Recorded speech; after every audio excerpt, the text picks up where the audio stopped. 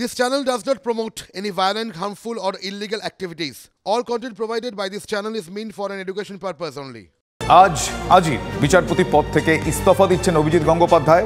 এটা এই মুহূর্তের অত্যন্ত গুরুত্বপূর্ণ আপডেট। এদিকে অবশ্যই নজর রয়েছে আদালত ছেড়ে তাহলে এবার কি তিনি রাজনীতির ময়দানে, এ প্রশ্ন আমার আপনার প্রত্যেকের। বিজেপির হয়ে তমলুক কেন্দ্রে প্রার্থী হবেন কি তিনি, এই জল্পনা জিয়ে রেখেছেন এখনো পর্যন্ত বিচারপতি অভিজিৎ গাঙ্গুলি।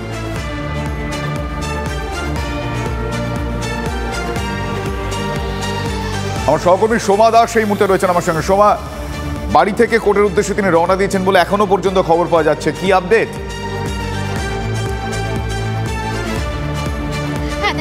কিছুক্ষণ আগেই তিনি তার বাড়ি থেকে অর্থাৎ বিচারক অভিজিৎ গঙ্গোপাধ্যায় তিনি আজকে ইস্তফা পত্র দেবেন হাইকোর্টে। তার জন্য তিনি বেরিয়ে গেছেন সকাল সকাল। আমি তোমাকে একটু সেই ছবিটা দেখাতে চাই, কারণ আমরা কিন্তু তার গাড়ির পেছনেই রয়েছি। দেখতে পাচ্ছ মা সেতুর ওপর দিয়েই কিন্তু এখন যাচ্ছে বিচারক অভিজিৎ গঙ্গোপাধ্যায়ের গাড়ি। যে সাদা গাড়িটি দেখতে পাচ্ছ 1953, এই গাড়িতে করেই কিন্তু তিনি যাচ্ছেন। এবং তিনি যখন বেরোলেন, আজকে তাকে সাংবাদিক হিসেবে প্রশ্ন করেছিলাম যে তিনি এর আগে যখন প্রথম দিন তার যে পেশা, সেই পেশায় তিনি প্রথম এসেছিলেন, আর আজকে তিনি ইস্তফা দিতে যাচ্ছেন, তার যে ফিলিংস সেটা মন খারাপ, নস্টালজিক, কোথাও কি তিনি সেরকম মনে করছেন? যদিও সেই প্রশ্ন এড়িয়ে কিন্তু তিনি সোজাসুজি বেরিয়ে গেলেন। সম্পূর্ণ একটা গাম্ভীর্যতা ছিল তার আজকে, বলা যেতে পারে বডি ল্যাঙ্গুয়েজে তিনি বেরিয়ে গেলেন। এবং এই মুহূর্তে মা সেতুর ওপর দিয়ে তিনি যাচ্ছেন। এবং আমরা যতটুকু এখনও পর্যন্ত জানতে পেরেছি যে তিনি এখান থেকে সোজা হাইকোর্টে যাবেন।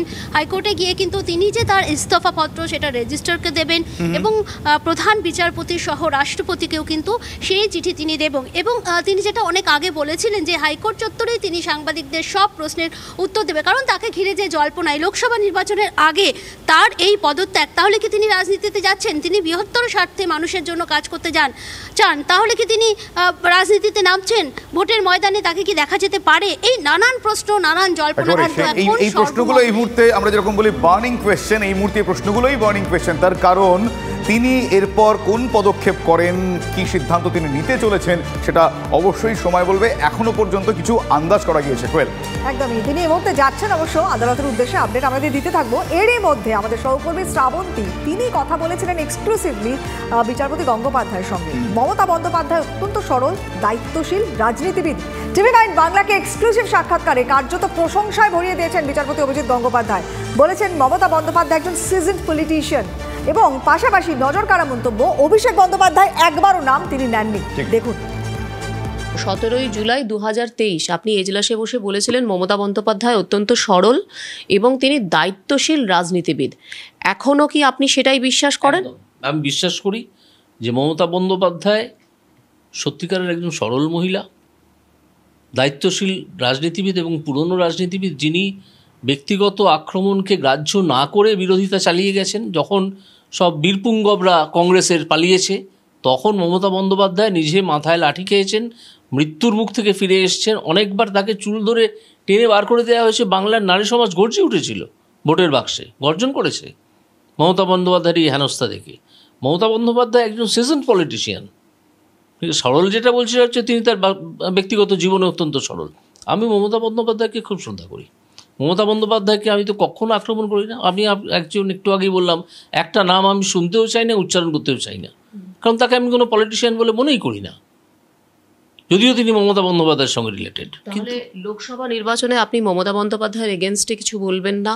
পলিটিক্যালি বলার আছে, বলবো। যদি সেই নির্বাচনে আমি দাঁড়াই, যদি দাঁড়ানোর প্রশ্ন ওঠে আদৌ, তখন আমি বলবো।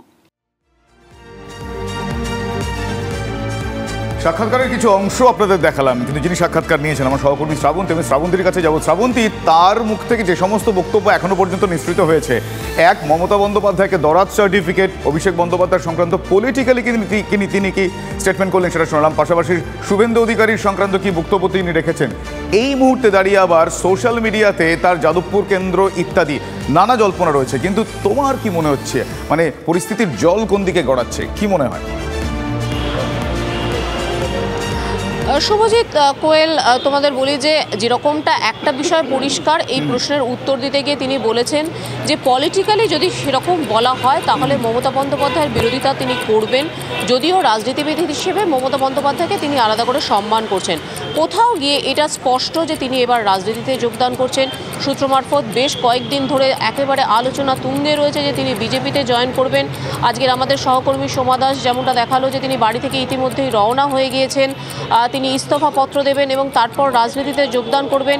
রাজনীতিতে যদি তিনি যোগদান করছেন তার এই সময়টা, এই অতি অল্প সময়টা স্পষ্ট করে দিচ্ছে। তার কারণ যদি তিনি রাজনীতিতে যোগদান না করতেন তাহলে ভোটের আগে এই সময়টা তিনি কখনোই বেছে নিতেন না। তার কারণ মাত্র আর কয়েকটা মাস পরে অর্থাৎ অগাস্ট মাসে তার রিটায়ারমেন্ট ছিল, তার পরবর্তী সময় তিনি অন্য কোথাও যোগদান করতে পারতেন। ঠিক ভোটের আগে যখন নির্ঘণ্ট প্রকাশের আগেই তিনি যোগদান করছেন, সেই হিসেবে এটা স্পষ্ট যে তিনি রাজনীতিতে যোগদান করছেন। এখনো পর্যন্ত রাজনীতিতে তিনি যোগদান করছেন, কিন্তু রাজনীতিতে যোগদান করতে গেলে কোনো একটা নির্দিষ্ট দলের প্রতিনিধি হয়ে তাকে যোগদান করতে হবে। সেই দল কোন দল সেটা অবশ্যই সময় বলবে।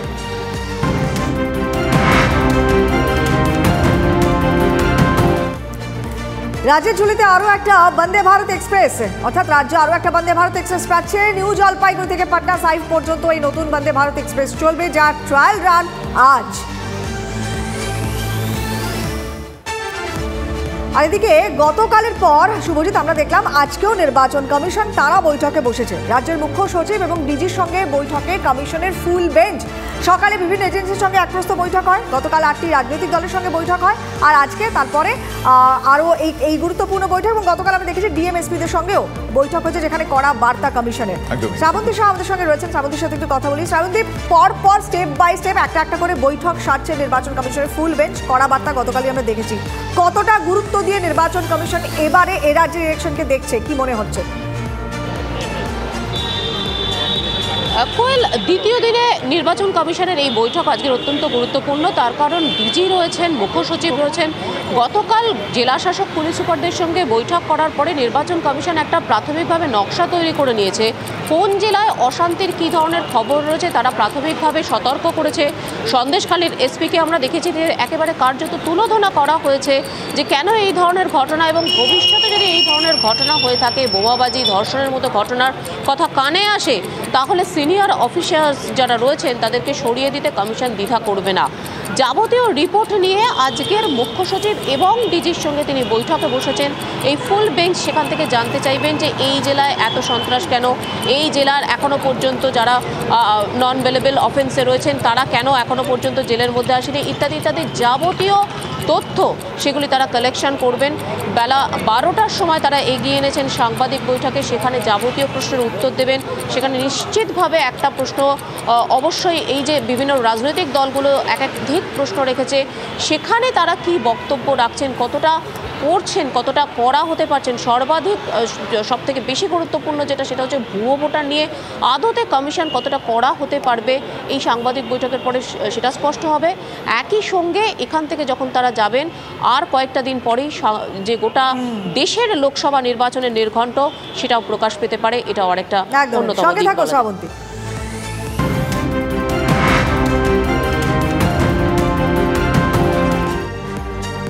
অন্যদিকে ভোটের আগে কর্মীদের 3 দিনের মহাজহুয়ারি কর্মসূচি। লোকসভা ভোটে তাদের অবস্থান স্পষ্ট করতে বৈঠক। 8 থেকে 10ই মার্চ জঙ্গলমহলে চলবে তাদের এই মহাজরুয়াহি কর্মসূচি।